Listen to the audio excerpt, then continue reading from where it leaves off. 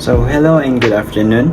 My name is Mohammad Shukri and my matrix number is 2020824588 and I'm from AS1203A. So today I'm going to present about the topics in physics, which is thermal properties and temperature. So let's start. So the first one is thermal capacity or thermal heat capacity. So what requires more energy to heat up by 1 degree Celsius? Well, it is all to do with the specific heat capacity of the material. So water must be supplied with nearly 5 times as much energy as aluminum for the same rise in temperature. So as we see in the slides, 1 kilogram of water, so it needs 4,200 joules of energy, whereas 1 kilogram of aluminum, it requires 900 joules of energy. So we move on to the next slide. So the specific heat capacity of a substance is the amount of energy needed to change the temperature of 1 kilogram of the substance by 1 degree Celsius. So as we see in the table, there are various types of substance and its specific heat capacity. So as we see, water has 4,181 joules per kilogram degree Celsius, whereas oxygen have 918 joule per kilogram degree Celsius, and lead has 128 joules per kilogram degree Celsius. So basically, water has a particularly high specific heat capacity, making it very useful for storing heat energy and for transporting it. So next. So here, the equation for the thermal heat capacity. So as we can see, energy transferred is equal to mass times specific heat capacity times the temperature. So energy transferred is equal to mc delta T, where m is the mass in kilogram, c is the specific heat capacity in joule per kilogram degree Celsius, and the last one is delta T is the temperature change in degree Celsius or in Kelvin. Next. So let us see the sample question here. So it is stated that how much energy needed to be transferred to raise the temperature of 2 kg of water from 20 degrees Celsius to 30 degrees Celsius. So we use the formula we learned just now. Energy transferred is equal to mass times specific heat capacity times temperature change.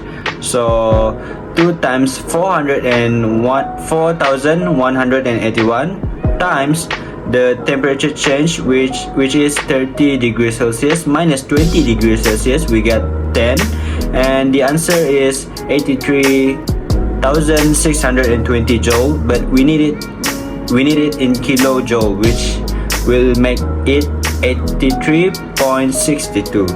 Next. So another formula we need to learn is the thermal capacity is equal to mass times specific heat capacity. So if there is 3 kg of water in a kettle, so the thermal capacity is 3 times the specific heat capacity of water, which is 4,181, and the answer is 12,543 joule per degree Celsius.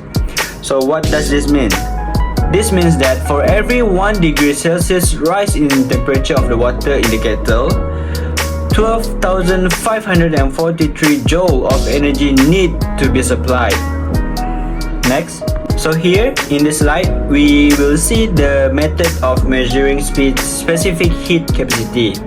On the left side, there are apparatus for determining the specific heat capacity of a solid. For example, aluminum. For the right side, for the right one, there are apparatus of determining the specific heat capacity of a liquid. For example, water. Next. So in this slide, we can see the application of thermal heat capacity in our daily life. So using the high specific heat capacity of water, central heating system, water carries thermal energy from the boiler to the radiators. So we can see in car cooling systems, water carries unwanted heat energy from the engine to the radiator. So it will cool down the engine to prevent overheating of the engine. Next. So the next one is latent heat. So here we need to know that water has three phases or states, which is solid, liquid, or gas. So here we can see the process that often happens in our daily life. So we can see that solid become liquid is the process of melting, and liquid become gas. It is the process of boiling or evaporating, whereas gas to liquid, it is the process of condensing, and the last one is liquid to solid, is the process of freezing. So here is the process melting of ice. As we can see at the graph, at this point the ice continues to absorb energy, but its temperature does not change. The energy absorbed at this point is called latent heat of fusion. It is needed to separate the particles so that they can form a liquid. The energy is released again when a liquid changes back to solid. So let us solve another example of latent heat question here. So if 3.5 kg of ice is melted at 0 degrees Celsius, what is the energy transferred? So following the formula that we have learned, so mass times specific latent heat. So the mass of the ice is 3.5 kg, whereas the specific latent heat for ice is 330,000 joule per kilogram. So the answer is 1,155,000 joule. So this means that 330,000 joules of energy are transferred to change each kilogram of ice into water at the same temperature at 0 degrees Celsius. So before this, we learned about latent heat of fusion. Now we learn about latent heat of vaporization. As we can see here, there is a kettle, and water boils in the kettle at 100 degrees Celsius, producing steam. If the kettle is not switched off, more thermal energy is absorbed by the water, producing more steam at 100 degrees Celsius. So most of the thermal energy is needed to separate the particles so they can form a gas. Some energy is required to push back the atmosphere as the gas forms. The energy absorbed by the water is called the latent heat of vaporization. So next. So the specific latent heat of vaporization formula is the same as the specific latent heat of fusion. Just need to change a little. The little things in the formula. So here, E is equal to ml, but this time L is the specific latent heat of vaporization. So the specific latent heat of vaporization of water is 2,300,000 joule per kilogram.